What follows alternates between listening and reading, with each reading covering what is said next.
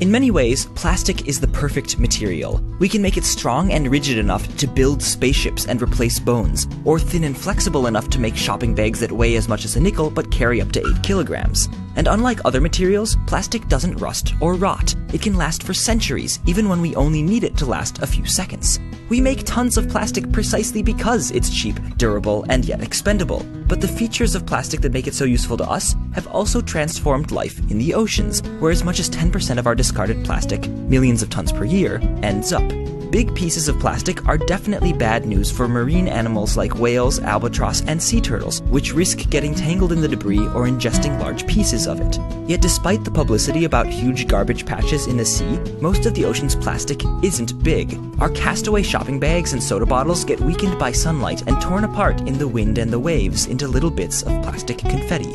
On the micro scale, though, it's still super durable. The microorganisms that decompose ripped up bits of wood and seaweed down into simpler organic compounds can't easily digest plastic. So while the plastic confetti gets broken into smaller pieces, it doesn't go away. It just spreads out over time.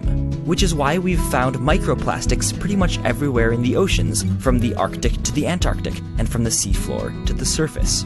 Unlike the easy-to-observe impacts of large plastic trash, the effects of microplastics are as subtle and difficult to trace as the fragments themselves.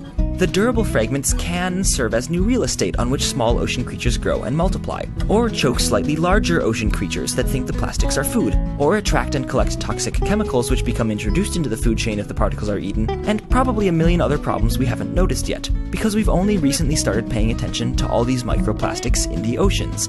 But it's undeniable how much plastic trash we've introduced into marine ecosystems, and the wonderful durability of plastic guarantees it'll be an issue for years to come. It's possible we can decrease further impact by switching to biodegradable plastics, dumping less plastic in the oceans, or cleaning up the patches of sea most strewn with plastic. But until we do, the question is, will the oceans be plastic enough to deal with our favorite material?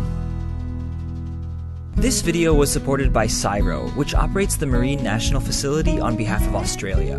CSIRO scientists will soon explore and study the oceans on board the facility's purpose-built 94-meter RV Investigator, which will operate from the tropics to the Antarctic ice edge and will be one of the world's quietest research vessels. Investigator will enable Australia's oceanographers, biologists, geoscientists, atmospheric scientists, and their international collaborators to research and investigate the present and future of our oceans. Thanks again to CSIRO for supporting Minute Earth.